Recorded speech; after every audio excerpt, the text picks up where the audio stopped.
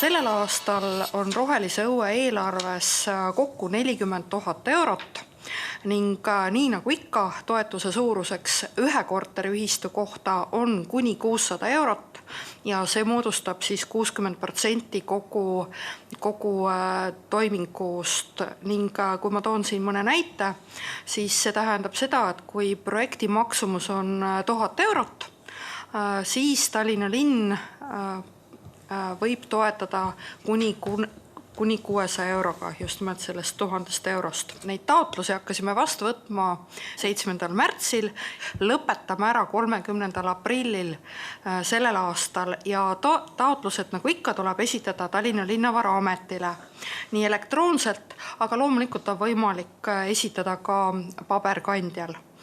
Ja rahastamise otsused, kas siis toetust jaotatakse ja millises ulatuses, need siis saavad teatavaks hiljemalt jaanipäevaks.